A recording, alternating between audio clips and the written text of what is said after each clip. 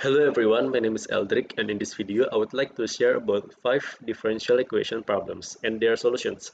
So the first problem, we are told to find the homogeneous linear system of x prime of t equals ax of t, with A being a 2 by 2 matrix with its value being 3 and 1 for the first row and 0 and 2 for the second row. So we have to find two things only, the eigenvalues and one eigenvector for each eigenvalue. Just cross this general solution thing because it's not really that relevant in this problem. So onto the first thing that we can do, we can find the value of the eigenvalue by using determinant of matrix A subtracted by lambda multiplied by matrix identity. And as we all know, matrix identity is just 1, 0, 0, 1. When it is multiplied by lambda, it becomes lambda 0, 0, lambda. And the result will be this 3 minus lambda with 1, 0 with 2 minus lambda. And again, lambda is the eigenvalue.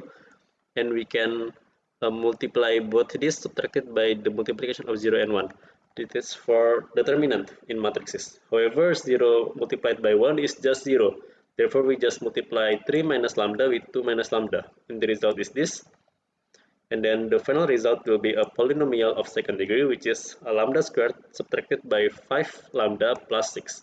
And then as we remember about the rules of factorization, a multiplied by b must be equal to the value of the last constant in the second degree polynomial, and a plus b will be the constant in the first degree polynomial.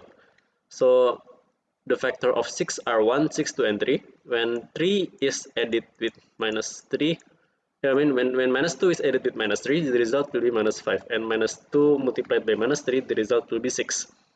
And therefore we can get these two factorization, and finally we can get both these eigenvalues. So the next step is to find the eigenvectors.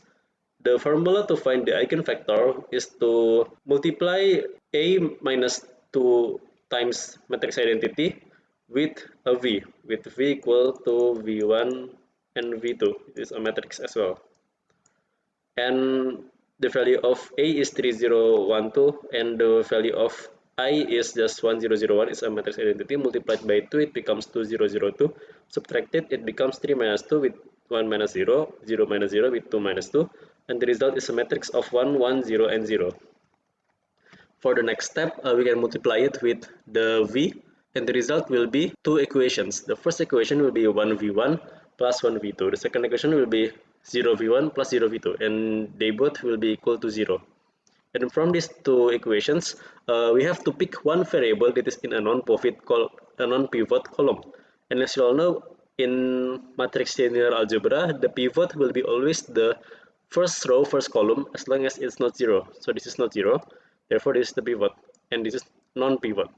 If it were to be 0, then it will be swapped to the second column with the value of anything but 0. So we can give v to any values or represent it in another variable. In this case, I chose the variable t to represent v2, and with the same equation again used here, v1 plus t equals 0, therefore v1 is equal negative t.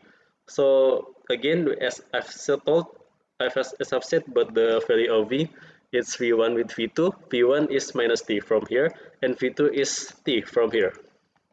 And then we take the t out of them, we divide both of them with t, and we get the final eigenvector value being minus 1 and 1. It is for the first eigenvalue. So now we will find the eigenvectors for the second value.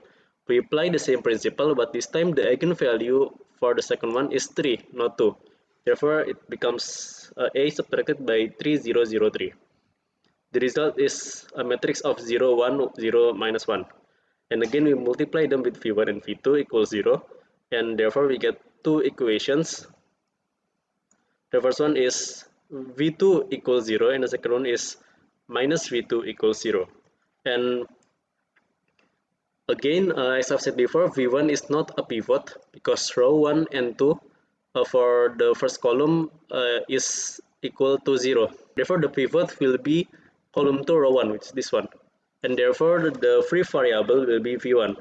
So we give v1 the variable t, and Then we can write its eigenvector with v equals v1 and v2.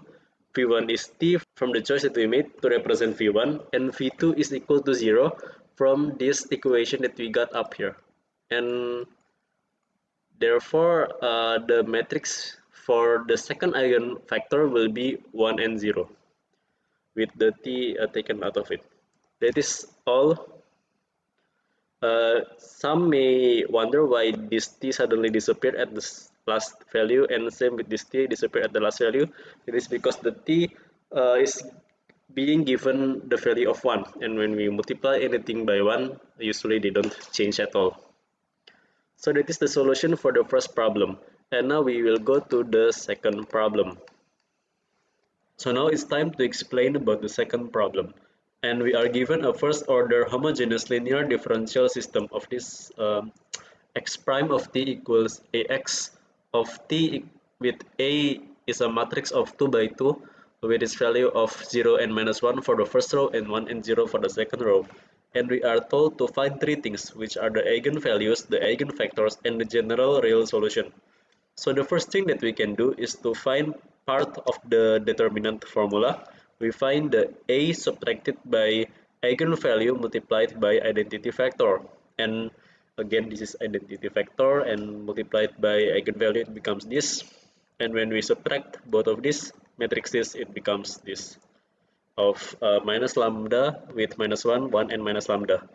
And then we can find the determinant of minus eigenvalue with multiplied by minus eigenvalue and then subtracted by 1 multiplied by minus 1.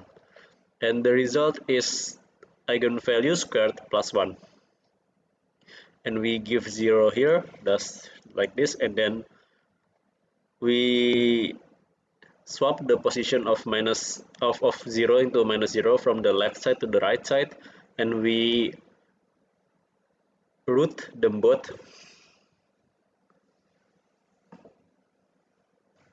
So now there's this eigenvalue squared plus 1, and we move the plus 1 from the left side to the right side, and then we take the root of both sides, and we take the root to remove the exponent, and the result is an imaginary factor, an imaginary value, a complex number.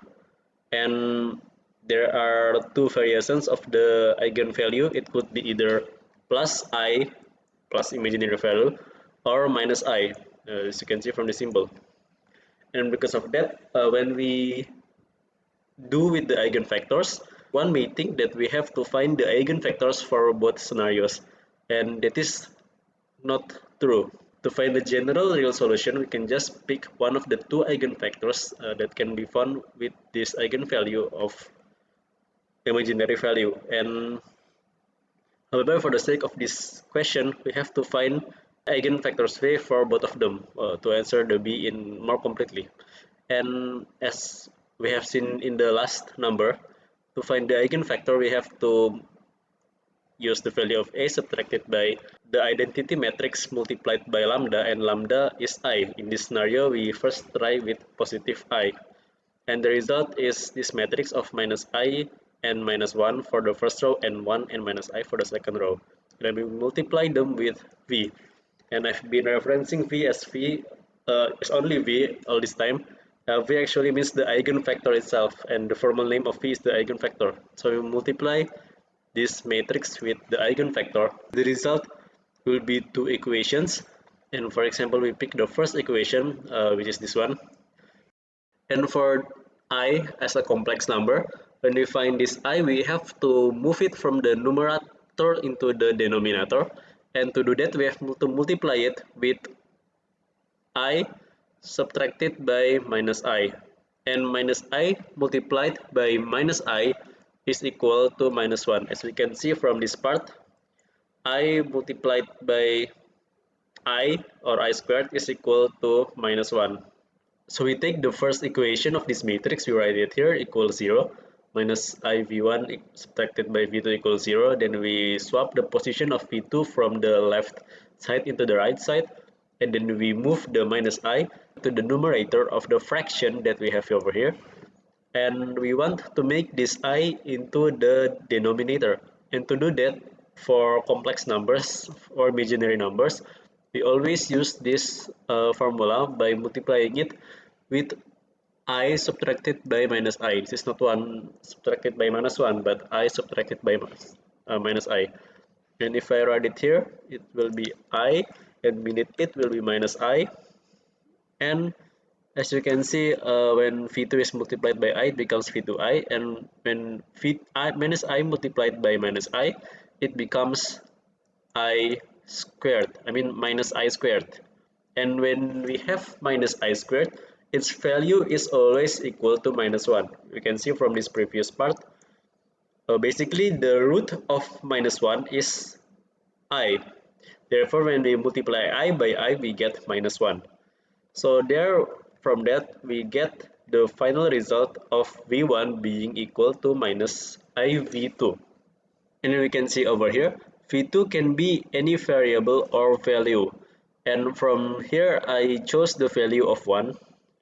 And the reason why it can be V2 is because V1 is the pivot, and therefore V2 is the non-pivot value. And because of that, we choose 1. Previously, in the first problem, we chose T, but at the end, we still changed T into 1. So I've decided that it can be simpler if we just directly change it into 1 instead of T and then getting it to 1. And then we can get to this part.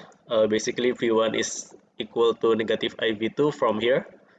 And then we change V2 into 1. And then basically, V1 is equal to minus I. And when we write the eigenvector formula, it is equal to minus I, this is V1, and 1, V2. And this is from here, this is from here. So now we have find the eigenvector of the first eigenvalue, that is I. We will find the eigenvector for the next eigenvalue, which is minus I. And the same principle applies, except we change this minus symbol into positive symbol, because it is subtracted by I, like this. So we can just change it into positive I, and then this is subtracted multiplied by identity factor. And I multiplied by identity factor just changes the 1 in the identity factor into I. And then we add them both. This becomes I. 0 minus 1 becomes minus 1. 1 with 0 becomes 1. And 0 with I becomes I. And then we multiply it by V1 and V2. And we get two equations of IV1 subtracted by V2 equals 0. And we just choose that first row because we don't have to use both rows. And again, IV1 is the pivot. It means the V2 will be the non-pivot value. And because of that, we have to find the value of V1 here through algebra. And with this first equation, we will write it here. IV1 subtracted by V2 equals 0. And we can move the V2 into the right side, becomes positive V2. And we add 1 into the numerator first. So basically V2 divided by I multiplied by I and divided by I. And when we get there, I divided by minus I. And when we get there, we get V2E divided by minus I squared. And again, I squared is equal to minus 1. Therefore, V2I subtracted by minus 1. Therefore, V2I subtracted by 1. Therefore, V2I. So, V2I or IV2, they're basically the same thing. And there, we choose the value of V2 to be equal to 1. Seen from the previous part, V2 is free, a free variable, because V1 is the pivot, V2 is the free variable. We choose V2 as 1, and we don't choose T because we skip again that step. And therefore, we move this value of IV2 into this part. So, I multiplied by 1 is just I. And therefore, the final eigenvector of the second eigenvalue, that is negative I, is I and 1. I in the first row and 1 in the second row. So now we have found the eigenvector of both eigenvalues, and we will now find the general real solution. So there are general rules for the general real solution. So basically we have found two eigenvalues, and in this scenario the two eigenvalues are different, which is I and minus I. And yeah, for the eigenvalues that are different, that are distinct, we can use both of them for the general real solution. Means we will use both in the calculation later on. However, if they are complex conjugates, in other words, if they are imaginary numbers like this using involving I, we can just use one. Therefore, we can ignore either this one with the minus I one, we can ignore this, or we can ignore this one with the positive I. Just choose one to ignore. And if the values are the same, we can also use one of them too.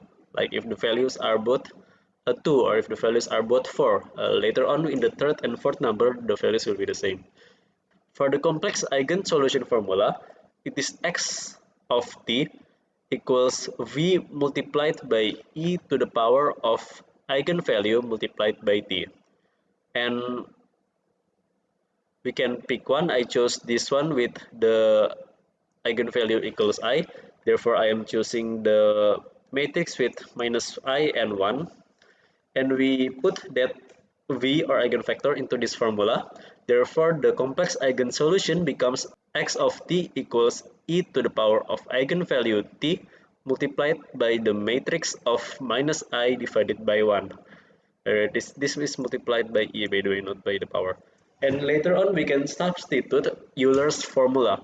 So Euler's formula is involved to substitute the e to the power of eigenvalue multiplied by t, and the Euler formula is e to the power of eigenvalue t equals cos t plus eigenvalue sin t.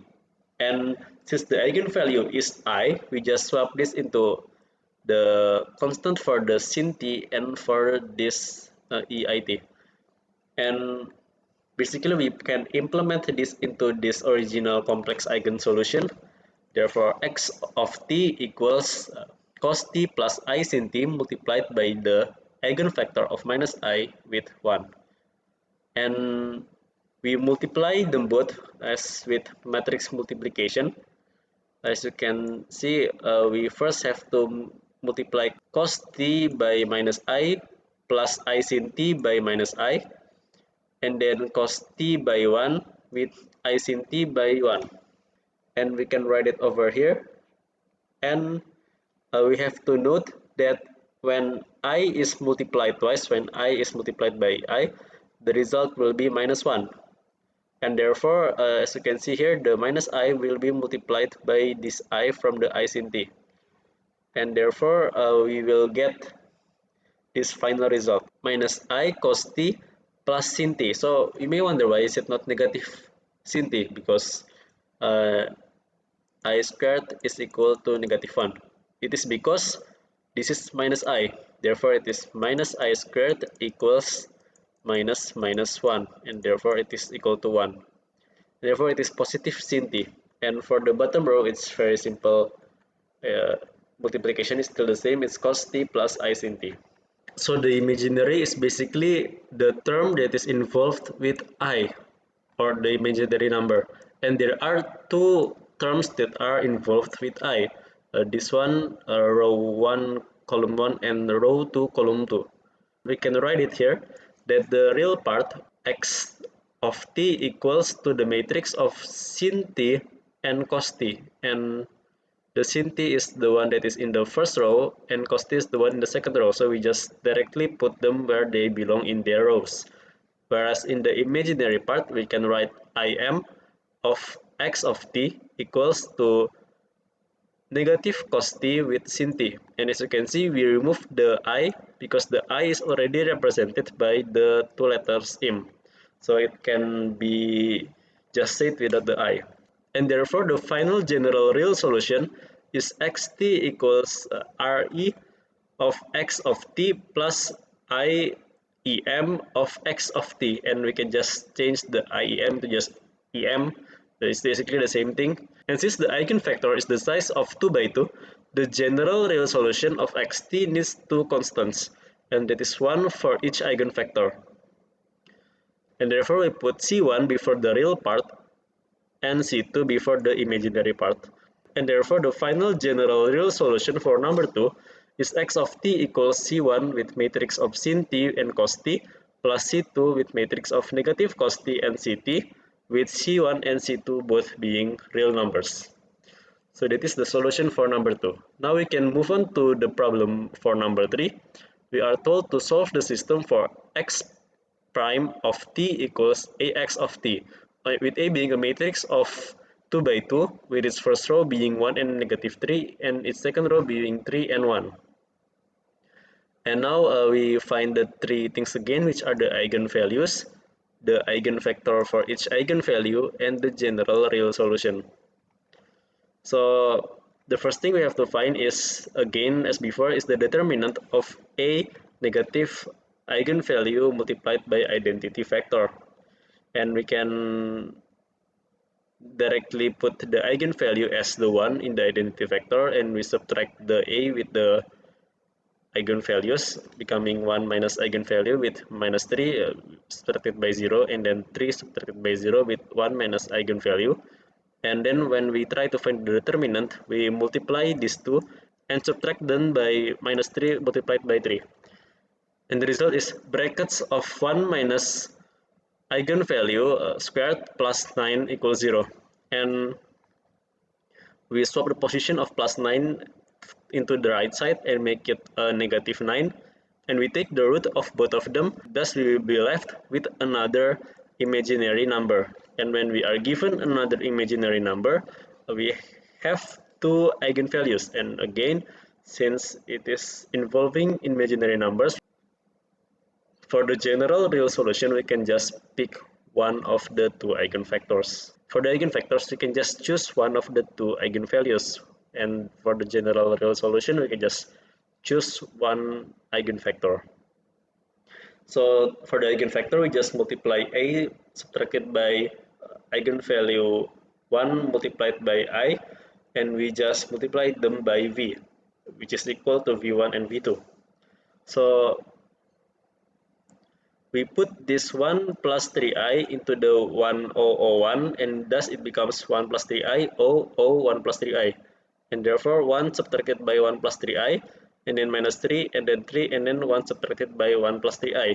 Therefore it's 1 minus 1 equals 0, and then minus 3i, and then minus 3, and then 3, and then 0 minus 3i, and multiply them by v1 v2. I think we should just add v at v, and there's the v1 and v2, and then this becomes 0, and the result is two equations again of minus 3i vi subtracted by 3v2 equals 0.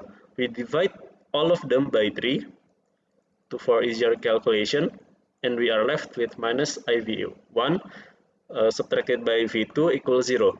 And then we can swap the position of v2 here into minus v2, and we also add the I as the numerator. And again, to change the I into the denominator, we multiply them by I divided by I. Therefore, we get minus v2i subtracted by minus 1.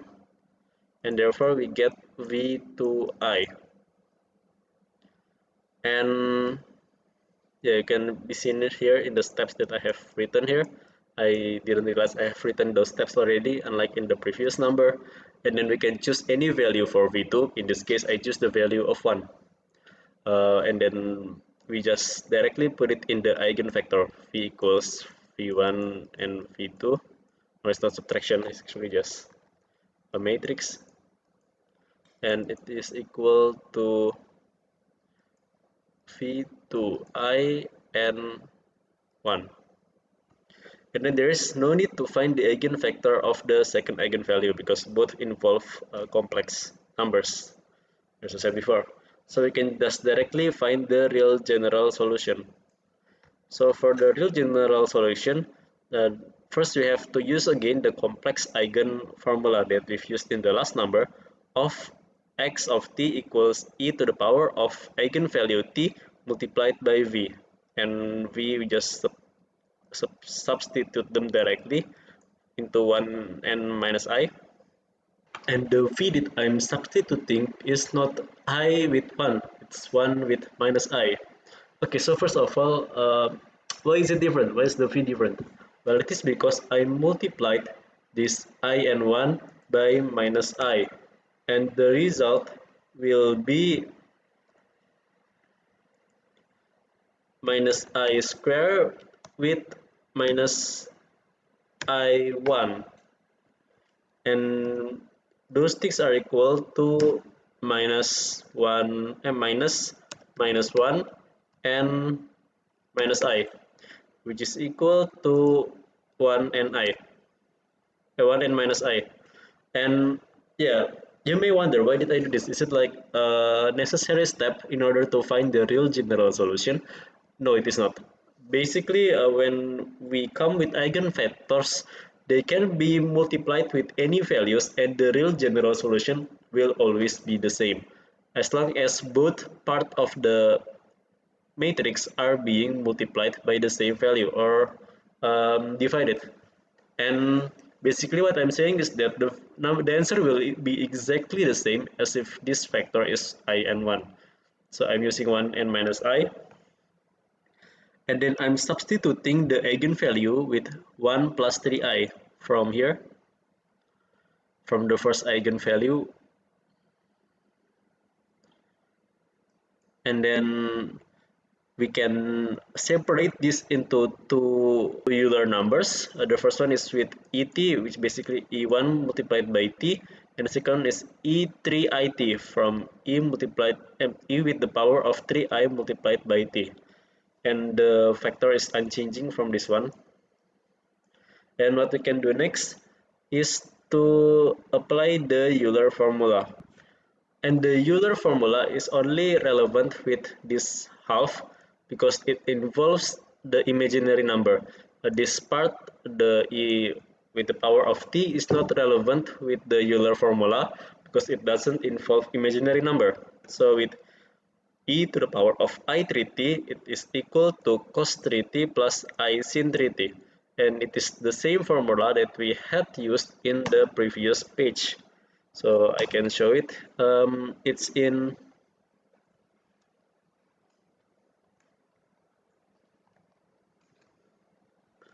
here.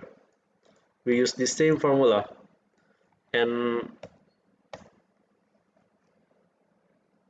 so we can put 3t from this Euler numbers power into the argument of this cosine function, and we can also implement the 3t into this argument of the sine function, and the e is implemented here again, and then we substitute this entire value of e to the power of I 3t into the formula, and as I've said before, the et is unchanging, just the e3it.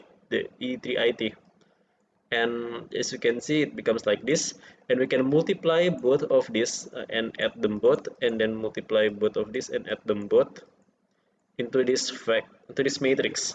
Basically, cos 3t plus I sin 3t multiplied by 1. There is like the secondary bracket here, so it's like multiplied by 1, and the same thing goes with the second equation, and the result will be cos 3t plus I sin 3t, because it's just one and nothing's changing, and then minus I cos 3t minus I squared sin 3t. And as I said before, I squared is equal to minus 1, and negative I squared means positive 1. Therefore, in the next page, we can see that the value will be cos sin 3t plus I sin 3t with minus I cos 3t plus sin t, and then we can do the real and imaginary part again separated. The real part is the one that doesn't have I, or the imaginary number, which is basically this cos 3t and sin t, whereas the imaginary part is the one that has I, which is this I sin 3t and I negative I cos 3t. And then we can combine both of them into a real general solution by still adding the C1 and the C2 constant as it is said before. because the matrix is a 2 by 2 A, and if you're wondering, we cannot have an eigenvalue and an eigenvector with a matrix that is not a square. So like a 2 by 3 matrix, it will not have eigenvalue or eigenvector and will not have the imaginary solution from those eigenvalue and eigenvector. So if it's a 3 by 3, we must have C1, C2, and C3. If it's a 4 by 4, it's a C1, C2, C3, and C4. And yeah, the final answer will be this. Xt equals e to the power of t, and there's a bracket here with C1 with the matrix of the real part, which is cos 3t and sin 3t, and it will be added with the C2 and the imaginary part of sin 3t with minus cos 3t, and there's two ending brackets with C1 and C2 both being real numbers. And this is what I've said before, Euler's number is not used on ET because ET is a real exponential, and E with the power of 3it is a complex exponential, and it uses I. So that is the result of the third problem. And now we will come to the fourth problem, and there will be one more, and that will be all. So for the fourth problem, we are told to solve the x prime of t multiplied by ax of t with A being a 2 by 2 matrix. On its first row there is 4 and 4, and on the second row there is 0 and 4, and with xt being x1 of t and x2 of t. We are told to find four things. The first one is the eigenvalues again, the second one is the eigenvector, the third one is the general real solution, and the last one is to prove that x prime of t is equal to ax of t. So on the first part, we have to find a subtracted by eigenvalue multiplied by I, and I think it's self-explanatory. This is here, and it is subtracted by here, and it becomes this. And then we find that its determinant with 4 minus eigenvalue becoming squared. Sorry, subtracted by 4 to the power multiplied by 0, and the result is like this. There is like a root of brackets of 4 minus eigenvalue and of bracket squared, and the root of 0.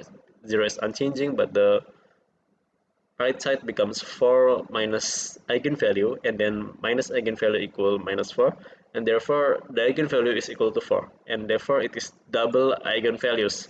And I've mentioned about these double eigenvalues in the previous page before. It's in this page that if the values are 1, we only have to use one eigenvalue to create one eigenvector. However, there is a twist. There is a twist in which that we have to use that eigenvector to sort of find another eigenvector, which is what we call the generalized eigenvector, and it will involve the use of the letter W.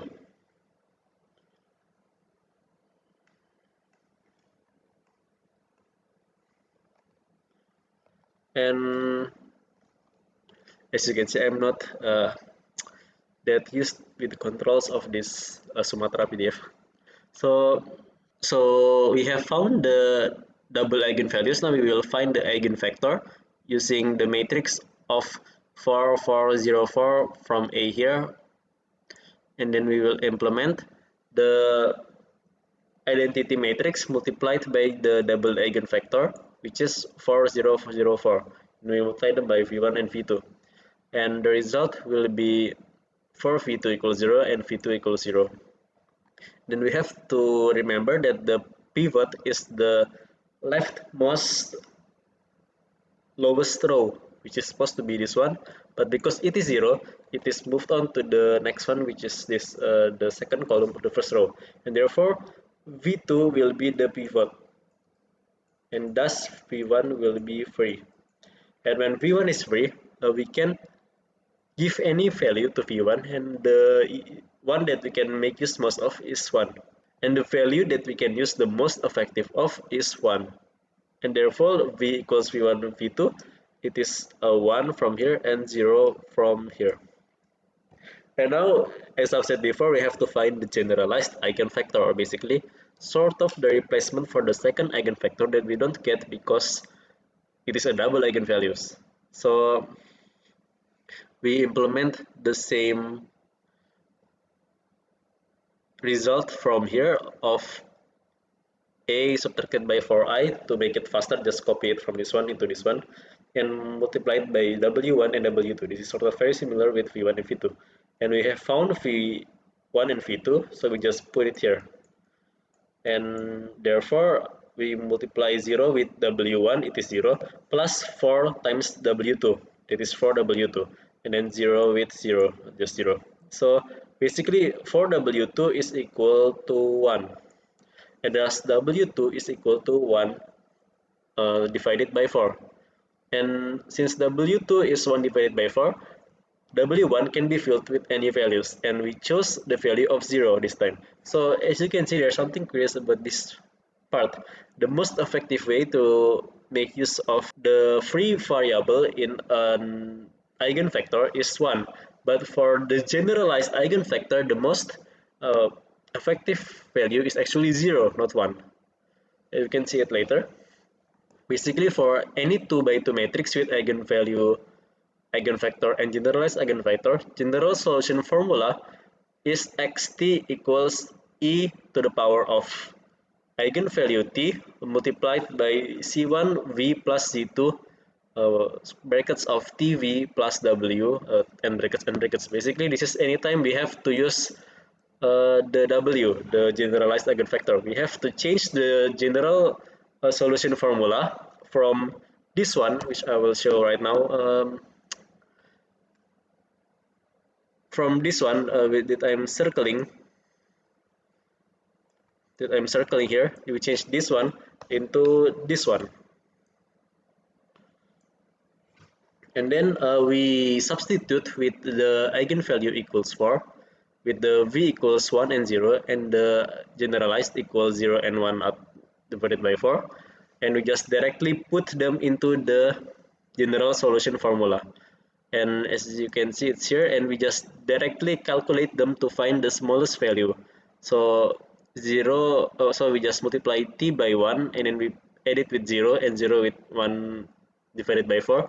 Just the combination is t with 1 divided by 4, and then we add c1 and c2 inside here. It becomes c1 and 0, and then c2t and c2 divided by 4, and then we just add them both, c1 plus c2t, and then c2 divided by 4, and then we can find that there are two equations. The first equation being e to the power of 4t multiplied by c1 plus c2t, and the second equation being e to the power of 4t multiplied by c2 divided by 4, and therefore we can find the value of axt, and this is practically the final result of the C, the general real solution. This is the final result of the C and these two.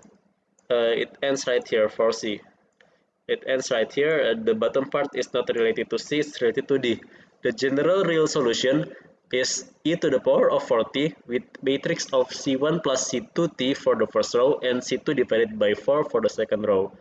And then you can separate it into two equations with x1t equal to e to the power of 4t multiplied by c2 plus c2t, and x2 of t equals e to the power of 4t of c2 divided by 4. That is the final answer for the general real solution. And now we just have to find the proof that x prime of t is equal to a multiplied by x of t. And you do that directly here. We just have to find both values. Just have to derive x1 of t, and then we have to derive x2 of t, and then we have to find x of t, and we have to compare them both and see if they are the same. And if they are the same, it means that we have gotten the correct general real solution. So we put the value of a from here all the way to here, and the value of e blah blah blah from here all the way to here, and we just directly multiply them. So 4 multiplied by this plus 4 multiplied by this, and then 0 multiplied by this, and 4 multiplied by this. So this is basically just mathematical equations. I think it's very arduous to explain, and the result will be e to the power of 40 plus 4c1 plus 4c2 plus c2. Okay, so maybe I should explain this a little. So 4 multiplied by this, the result is this, basically the same. And 4 multiplied by this, the result is this, but we swap off the 4 and the 4 here. So there's no more 4 and there's no more 4 down there. That's why in the final result, we just combine this E40 and merge it with this one. But then we have to leave out the 4 and we add the 4 into this part, and this part doesn't need 4 because the 4 only affects the first half of this equation, and thus the final result will be e to the power of 40 with 4c1 and 4c2 and then plus the empty c2. See, this has 4, this doesn't have 4, that's why it's just c2 not 4c2. And for the second one, it's just 0 multiplied by blah blah blah because it's 0, just 0, just end this all. And then 4 multiplied e to the power of 40 um, multiplied by 4, and then it has c2 divided by 4, just scrap the 4 from this a and from this xt, and the result is just c2 multiplied by e to the power of 40. So this is the final solution. This is the final axt that we must compare with x prime of t.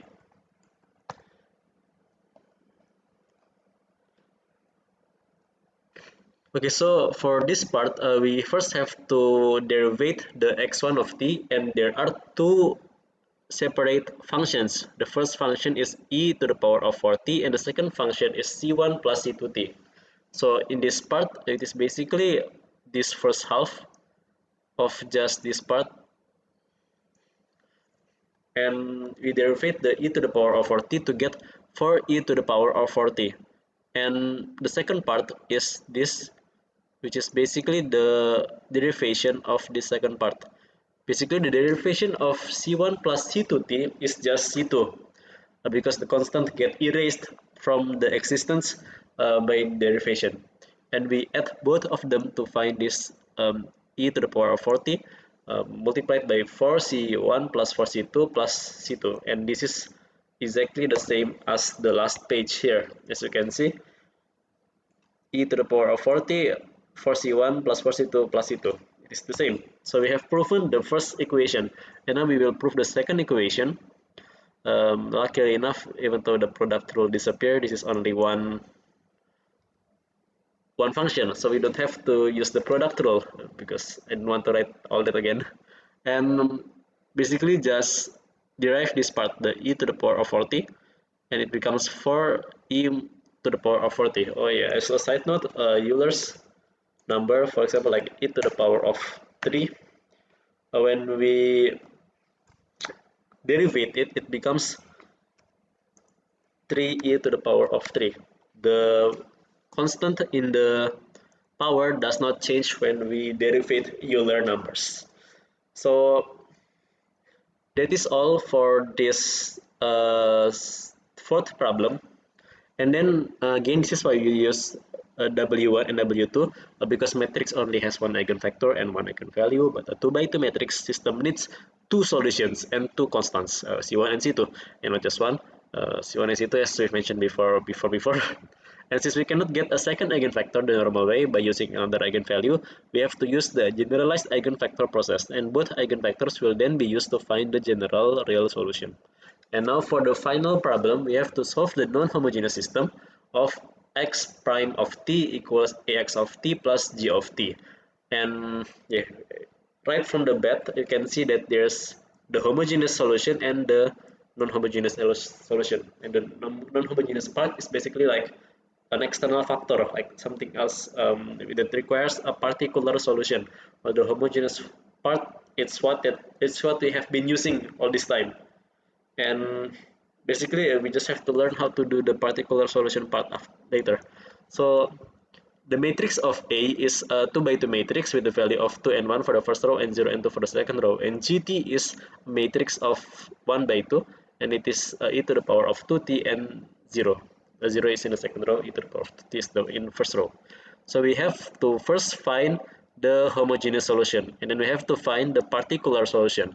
and then we have to merge them both to find the xt. And basically axt is equal to xh and gt is equal to xp. So for the homogeneous part, we first have to find the eigenvalue. Um, it's just the same as what we've been doing before. Maybe I can skip this one because it's the fifth time I will have to explain about finding eigenvalue. Basically, the result is 2, and then we have to multiply the formula of a subtracted by eigenvalue I. We change the eigenvalue, we substitute the eigenvalue 2 into the equation and multiply it by v, and we get the 2 multiplied by identity vector, identity matrix, and it becomes 2002 and subtracted by 2102, and the result will be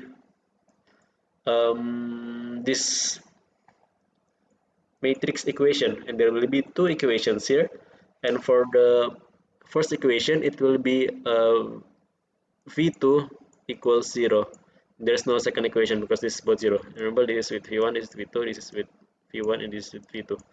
And yeah, the pivot, I think it's pivot in English. The pivot for this matrix is still this one from the second column, not this 0. 0 cannot become a pivot, and therefore v1 is a free variable and it is non-pivot, and therefore we put any values for it. We put the value of 1, and I've said before, if it's not generalized eigenvector, it is 1. If it's generalized eigenvector, we give the most effective value as 0. So again, we put v1 is equal to 1 and v2 equals to 0. And now the generalized eigenvector, speak of the devil, we just used a very similar equation as the last one, and this time I'm actually implementing the actual same v, just to show that this is what you're supposed to do. I think you're supposed to implement the actual v, not multiplying v by some random value like minus I, like what I did for the third number. Anyways, we also substitute w1 and w2, and we also substitute a minus 2i here. And then the result is this. Uh, 0 multiplied by w1 is 0, and then 1 by w2 is w2, and then 0 0. So w2 and 0 equals to 1 and 0. Basically w2 is equal to 1, and therefore w1 is free. It is um, not linked with a value of v, therefore we can give it any number. And for this one I choose 0. This is a mistake. This is supposed to be 0. It's not supposed to be 1. I think this is a typo. This is supposed to be 1. And now we can start with the homogeneous solution. And the homogeneous solution is this xh part. Xh of t equals e to the power of eigenvalue t, and multiplied by z1 v plus z2 of t v plus w, and brackets and brackets. And this is the same formula as the 2 by 2 matrix with eigenvalue, eigenvector, and generalized eigenvector with this formula. So the homogeneous part of that last equation is the same as this formula. Okay, so then why do we call it XH, the homogeneous solution, and not just call it for what it is in this part, which is a general solution formula? Well, because the problem is referencing this question as a non-homogeneous system, and a non-homogeneous system or a non-homogeneous linear differential equation requires the solution use a homogeneous part and a particular solution. And yeah, basically it's the same as the formula as we have used before. We just have to substitute all three of these, and this is the v, and we can see from here the v is 1 and 0, and the w of 0 and 1, and the lambda or the eigenvalue is 2, and the final result is e to the power of 2t multiplied by the factor of c1 plus c2t, and that is in the first row, and c2 in the second row. I have explained about the multiplication process of this. I think I'll just explain it again. Basically, 2 multiplied by 1 becomes t, and then t plus 0 is just t, 0 plus 1 is just 1, and then we have to c1 and c2 here. So c1 and 0, and then c2 with t, c2t, and c2 with 1 becomes c2. And then we add them both, c1 plus c2t, and then 0 plus c2 becomes c2. So that is the entire homogeneous solution. And now it's time to find the particular solution. And for the particular solution, it involves some level of guessing. If what is in its contents is a matrix of two constants, we can just find a constant factor for xp. So as you can see here, it involves the use of xp. And xp here can be slightly different depending on the shape of the particular solution. In this case, it is a 1 by 2 matrix, and one of its values is a Euler number. And I'll just explain it again, and I'll just explain it now. If gt is equal to two polynomials with different degrees, then the xp should be a polynomial of the same degree as row 1 for the first row of xp, and the same degree of the second row of gt on the second row of xp. So as you can see here, the gt in this one is not a polynomial because there is no t squared on the base form of e, just e, not et. And then there's a scenario for if it is e to the power of eigenvalue t, and it is what we are facing. In this case, the eigenvalue is 2. This is what we are facing. The eigenvalue is 2, and there are two constants. If it includes constants in the matrix, and therefore, if you look at it from another perspective, this formula of gt is equal to e to the power of 2t with the matrix of 1 and 0. And if the gt is exponential with polynomial like this, then we can find the xp should look somewhat like this. And if the gt is a sine or cosine, then the xp should be somewhat like this, involving a sin t plus b cos t. And if the gt is exponential with sine and cosine, then it should look like this. So we go back to the last part that we were in, and with Euler number as part of the gt, we use this formula including at plus b with ct plus d. This is overall used in particular solutions. We have to derive this entire xp of the formula, and to ease the process of this derivation, we can represent this entire matrix as just u of t. Then after we have done deriving it, we also involve the product rule. And therefore, this is the result of the differentiation with the product rule. And there's some more steps that I didn't write here.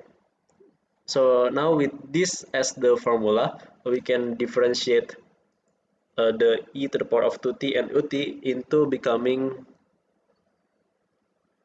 2e to the power of 2t of ut plus e to the power of 2t of ut, and that is the result of the derivation, and we can factor out 2t to make it look like this formula. And after we factor out that e to the power of 2t, we can just implement the entire factor of at plus b with ct plus d. And we also have to put the factor that is from the derivation of this, which is just a and c, because the t is rid of, the second t is also rid of. And the b and the d are constants, and when they get derivated, they just disappear.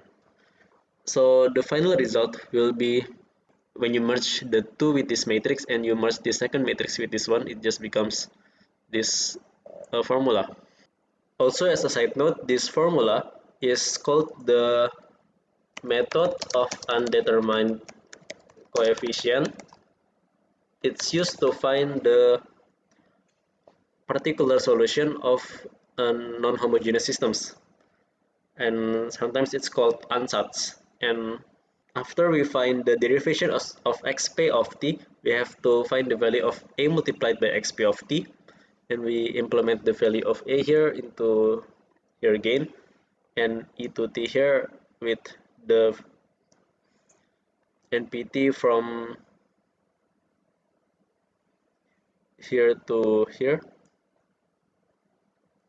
Thus we merge them both with multiplication, and the result will be e to the power of 2t with 2 multiplied by at plus b, and then 1 multiplied by ct plus d, and 0 and 2 multiplied by ct plus d. So we can go to the last page of our video, and the particular solution is basically the combination of axpt plus gt, and we have found axpt plus page, which is this entire equation, and we can put the e to the power of 2t in all of the relevant matrices, and we can just cut those e to the power of 2t all out, and we can just try to match all the rows, and from there we can just use the second equation first because it involves 0 and it only has one term here, so it will be simpler than if you start with the first row, and we just 2 ct plus c is from this left part with 2 ct plus d plus 0. Plus 0 is just nothing, so just ignore it, and we can just swap this into the right side and just see this one by this one, subtract it, becomes 0, so c equals 0. So c is a constant, it is always 0. So now we can move on with the first row, and we just have to rewrite that entire equation, and we can see that this and this part are the same, this part and this part are the same, so we can just erase them both with this when we move them from left to right, and what is left is just d plus 1, and also c multiplied by t from this part, c is 0, therefore ct is just 0, therefore a is equal to d plus 1, and from a equals d plus 1 we can derive another formula, which is d equals 1 minus a, and if we just swap around, it becomes d equals a minus 1, and thus we have found the value of a approximately, the value of d approximately, and the value of c. So now we have two free variables. The first free variable is obviously b. B is a free variable because it is not found in the resulting equation here, because this b here is immediately cut out by this other b because of them having the same value and in the opposite sides, and therefore we can choose the simplest value for b, and we choose the value of 0. It is the most effective value, similar to the generalized eigenvector, and a and d are connected in an equation, so one of them, it can be a, it can be d, can be made a free variable with its value being turned to 0. So in this scenario, I chose d becomes 0 because a plus 0 plus 1, I think it's just simpler, so a becomes positive 1, and b becomes 0, c becomes 0, and d becomes 1 minus a, and a is 1, is 0, and also it's because d is 0 here, and therefore the particular solution is e to the power of 2t with at plus b with ct plus d, and again that is the ansatz formula or the method of undetermined coefficients, and with that result of the method of undetermined coefficients we can find the final answer, and it is just the combination of this, and this is from the last page. I think I'll show it a glimpse here. So combining those two will result in this longer equation, and we can just merge both e to the power of 2t into 1, and thus the final result will be the addition of this matrix and this matrix, which is c1 plus c2 plus t and c2 and e to the power of 2t, and therefore we can find two more equations from this final full solution, The first one is x1 of t equals to the first line here. The second one is x1 of t to the second line here. And therefore, this is the final solution for the final problem that I will discuss in this video. For the next video, maybe I will discuss subjects related to electrical power. This is all from me. Thank you.